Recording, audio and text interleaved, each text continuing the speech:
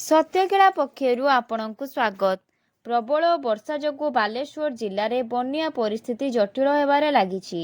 ଜିଲ୍ଲାର ଭୋଗରାଇ, ବସ୍ତା, ବାଲିଆପାଳ, ଜଳେଶ୍ୱର, ବାଲେଶ୍ୱର, ରେମୁଣା, ନୀଳଗିରି, ସୋର, ବାହାନଗା, ଶିମୁଳିଆ, ଖଇରା ଏବଂ ଔପଦା ଆଦି ପ୍ରାୟ ସମସ୍ତ ବ୍ଲକର 151ଟି ଗ୍ରାମପଞ୍ଚାୟତ ଓ 412ଟି ଗ୍ରାମ ବନ୍ୟ ଜଳ ଦ୍ୱାରା ପ୍ରଭାବିତ ହୋଇଛି। ଏହାସହ 5ଟି ପୌରାଞ୍ଚଳ ଓ 135ଟି ୱାର୍ଡ ମଧ୍ୟ ଜଳବନ୍ଦୀ ହୋଇ ପଡ଼ିଛି। ସରକାରୀ ଆକଳନ ଅନୁଯାୟୀ ଜିଲ୍ଲାରେ ମୋଟ 1,42,380 ଜଣ ଜନସାଧାରଣ ବନ୍ୟା ଦ୍ୱାରା ପ୍ରଭାବିତ ହୋଇଛନ୍ତି। ଲଗାଣ ବର୍ଷା ଯୋଗୁଁ ଜିଲ୍ଲାର ମୁଖ୍ୟ ନଦୀ ଜଳକା ଏବଂ ବୁଢ଼ାବଳଙ୍ଗର ଜଳସ୍ତର ବିପଦ ସଂକେତ ଉପରେ ପ୍ରଭାବିତ ହେଉଛି। ଜଳକା ନଦୀର ବିପଦ ସଂକେତ 6.50 ମିଟର ଥିବାବେଳେ ଏହାର ଜଳସ୍ତର 6.84 ମିଟରରେ ପହଞ୍ଚି ବୃଦ୍ଧି ପାଉଛି। ସେହିପରି ବୁଢ଼ାବଳଙ୍ଗ ନଦୀର ବିପଦ ସଂକେତ 8.13 ମିଟର ଥିବାବେଳେ ଏହାର 8.60 ମିଟରରେ ପହଞ୍ଚି ବିପଦ ସଂକେତ ଉପରେ ପ୍ରଭାବିତ ହେଉଛି। ବନ୍ୟା ବିପନ୍ନଙ୍କୁ ସୁରକ୍ଷିତ ସ୍ଥାନକୁ ନେବା ପାଇଁ ବ୍ୟାପକ ସ୍ଥାନାନ୍ତରଣର ପ୍ରକ୍ରିୟା ଜାରି ରହିଛି।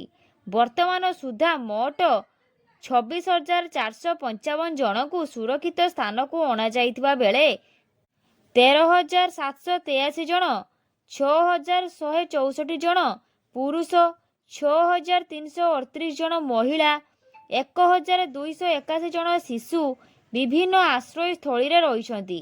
ପ୍ରଶାସନ ପକ୍ଷରୁ 138ଟି ମାଗଣା ରନ୍ଧା ଖାଦ୍ୟ କେନ୍ଦ୍ର, ରିଲିଫ୍ କେନ୍ଦ୍ର ଖୋଲାଯାଇଛି, ଯେଉଁଥିରେ ଆଜି 10,107 ଜଣ ହିତାଧିକାରୀଙ୍କୁ ଖାଦ୍ୟ ଯୋଗାଇ ଦିଆଯାଇଛି।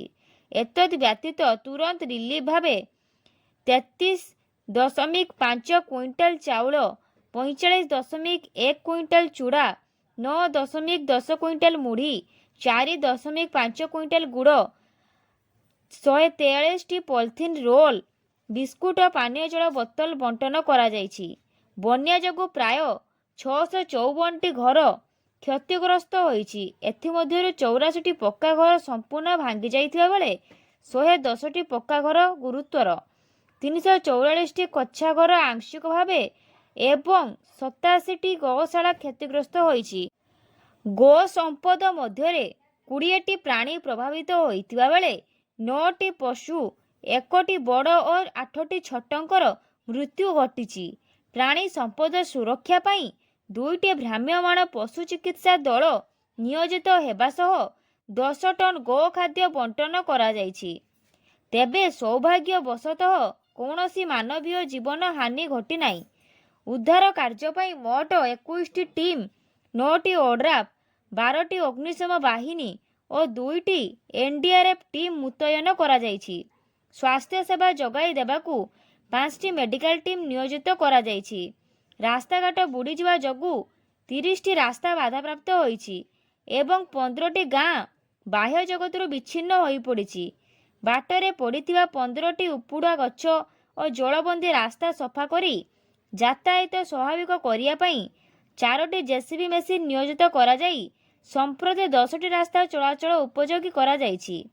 ପ୍ରଶାସନ ପକ୍ଷରୁ ସ୍ଥିତି ଉପରେ ତୀକ୍ଷ୍ଣ ନଜର କାଲି ରଖାଯାଇଛି। ସଡନ ରେନଫଲ ଥିଲା ବାଲେଶ୍ୱରରେ, ତ ଯେହେତୁ କାଲି ସଡନ ରେନଫଲ ଥିଲା, କାଲିର ସିଚୁଏସନ ଡାଏଟ ଥିଲା, ଆଜିର ସିଚୁଏସନ ବହୁତ ଇମ୍ପ୍ରୁଭ ହେଇଛି।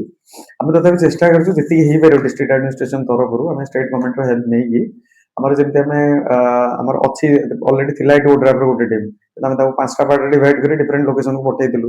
ଏନଡିଆରଏଫ ର ଗୋଟେ ଟିମ୍ ଆମ ପାଖରେ ଷ୍ଟକ୍ ଥିଲା, ଆମେ ତାକୁ ପୁଣି ଡିପ୍ଲୟ କରିଥିଲୁ। ତଥାପି ଆମକୁ ଲାଗିଲା ଆହୁରି ଦରକାର ପଡିବ ଟିମ୍, ତାମାନେ ଆମେ ଏସଆରସି ଅଫିସକୁ ଜଣେଇକି ସେଠୁ ବି ଆମେ କିଛି ଓଡ୍ରାଫ ଟିମ୍ ମଗେଇଥିଲୁ। ତ ସେଠୁ ଗୋଟେ ଟିମ୍ ଆସିଥିଲେ, ଏନଡିଆରଏଫ ମୁଣ୍ଡୁଳି ବାଟାଲିୟନ ଯୋଉ ଅଛି ସେଠୁ ଆଉ ଗୋଟେ ଟିମ୍ ଆମେ ପୁଣି ଡକେଇଥିଲୁ। ତ ସେମାନେ ଡିଫରେଣ୍ଟ ପ୍ଲେସେସରେ ଅଲରେଡି ଅଛନ୍ତି। ମୋଷ୍ଟଲି ଆମର ରେମୁଣା, ଆମର ଥିଲା ସଦର ଅଛି, ଆମର ନୀଳଗିରି ରହିଲା, ଆମର ସୋରର କିଛି ସେତିକି ଜାଗା ମୋଷ୍ଟଲି ମାନେ ଆଫେକ୍ଟେଡ ଥିଲା। ଆମେ ସେଇ ଏରିଆରେ ପର୍ଟିକୁଲାର ଇଭାକୁଏସନ ଏବେ ବି ଆମର ଚାଲୁ ଅଛି। କିଛି କିଛି ଯେହେତୁ ଆମେ ଡରୁଥିଲୁ କି ଯଦି ବର୍ଷା ହେଇଗଲା ସଡନ ତାହେଲେ ପାଣି ବଢିଯିବ, କିନ୍ତୁ ବର୍ଷା ସେମିତି କିଛି ହେଇନାହିଁ। ବୁଢାବଳଙ୍ଗ ଆଉ ଜଳକା ଯୋଉ ଦୁଇଟାକ ମାନେ ବହୁତ ଡେଞ୍ଜର ୱାର୍ଣ୍ଣିଂ ଲେଭେଲ ଉପରେ ପାଣି ଥିଲା, ସେଗୁଡାକ ଅଲରେଡି ଷ୍ଟେବଲ ଅଛି ଆଉ ପାଣି ଲେଭେଲ ବି କମି କମି ଆସିଲାଣି। ତ ହୋପଫୁଲି ସିଚୁଏସନ ଆଜି ଇଭିନିଂ କାଲି ସୁଦ୍ଧା ଇମ୍ପ୍ରୁଭ କରିଯିବ। ଆଉ ଆମେ କଲେକ୍ଟର ସାରଙ୍କ ଗାଇଡାନ୍ସ ରେ ଆମେ ଯେତିକି ହେଇପାରିବ ଆମେ ପୁରା ଡିଷ୍ଟ୍ରିକ୍ଟ ଆଡମିନିଷ୍ଟ୍ରେସନ ତରଫରୁ ଚେଷ୍ଟା କରୁଛୁ ଆଜ ୱେଲ୍ ଆଜ ଆମେ ଆମର ପାଖାପାଖି ଆମର 9ଟା ତ ଟୋଟାଲ ଓଡ୍ରାଫ ଟିମ୍ 12ଟା ଫାୟାର ଟିମ୍ ଆଉ 2ଟା ଏନଡିଆରଏଫ ର ଟିମ୍ ଅଲରେଡି ନିୟୋଜିତ ଅଛନ୍ତି ଆମେ ଆମର ପାଖାପାଖି 1 ଲାख ପ୍ଲସ୍ ଆମର 120 ପ୍ଲସ୍ ଆମର ଆଫେକ୍ଟେଡ ଅଛନ୍ତି ଆମେ ଯେତିକି ହେଲା ଇଭାକୁଏସନ ଆମେ ପାଖାପାଖି 25,000 ପ୍ଲସ୍ ଇଭାକୁଏସନ କରିଦେଇଛୁ ଆମେ 138ଟା ଜାଗାରେ ଆମେ ଫ୍ରି କିଚେନ ଷ୍ଟାର୍ଟ କରିଛୁ ଆଉ ସେଠି ତାଙ୍କୁ ଅଲରେଡି ଡ୍ରାଏ ରେସନ ବି ଦିଆହଉଛି ଆଉ କୁକ୍ ଫୁଡ୍ ଦିଆହଉଛି ଆମେ କ୍ୟାଟର ମାନଙ୍କ ମାନେ ତାଙ୍କର ବି ଧ୍ୟାନ ରଖୁଛୁ ଆମେ 10 ଟନ୍ ରୁ ଆପ୍ରୋକ୍ସିମେଟ ଅଧିକ ଆମେ ଅଲରେଡି ଫର୍ଡର ଦେଇ ସାରିଲୁଣୁ ତ ଆହୁରି ଆମେ ଫର୍ଡର ମଗେଇଛୁ ତ ଆମେ ଚେଷ୍ଟା କରୁଛୁ ମାନେ କୌଣସି ସେକ୍ସନ କି କିଛି ବି ଆଫେକ୍ଟେଡ ନ ହଉ ଏବେ ବି ଇଭାକୁଏସନ ଚାଲୁ ଅଛି ରିଲିଫ ବି ଚାଲୁ ଅଛି ସବୁ ଆଡକୁ ସବୁ ମାନେ ଆମ ତହସିଲଦାର ବିଡିଓ ମାନେ ଆମ ଡିଷ୍ଟ୍ରିକ୍ଟ ଆଡମିନିଷ୍ଟ୍ରେସନ ସମସ୍ତେ ସବୁ କାମରେ ଲାଗିଛନ୍ତି ଜାରି ଅଛନ୍ତି ରେଡି ଅଛି କାଲି ଆମେ 4ଟା ମେଡିକାଲ ଟିମ୍ ଡିପ୍ଲୟ କରିଥିଲୁ ଆମର ସିଡିଏମଓଙ୍କ ଗାଇଡାନ୍ସ ରେ 4ଟା ମେଡିକାଲ ଟିମ୍ ଅଲରେଡି ଡିପ୍ଲୟ କରିଥିଲୁ ଆଉ 2ଟା ଆମେ ଭେଟନାରୀ ଟିମ୍ ଅଲରେଡି ଡିପ୍ଲୟ କରିଥିଲୁ ତ ଆମର ଆଣ୍ଟିଭେନମ ସବୁ ସିଏଚସି ପିଏଚସି ସବୁଥିରେ ଷ୍ଟକ୍ ଅଛି ଆମେ ଏବେ ଯାଇ ସେମିତି ସ୍ନେକ୍ ବାଇଟ୍ର କିଛି ରିପୋର୍ଟ ଆସିନାହିଁ ତ ଆମେ କଣ୍ଟିନ୍ୟୁଅସଲି ଆମେ ଅବଜରଭେସନରେ ରଖିଛୁ ଯଦି ବାଇଚାନ୍ସ କିଛି ଇମର୍ଜେନ୍ସି ହେଲା ଆମ ପାଖରେ ସବୁ ସଂସାଧନ ଆଉ ସବୁ ଜିନିଷ ଅଲରେଡି ଷ୍ଟକ୍ ଅଛି and we are ready to tackle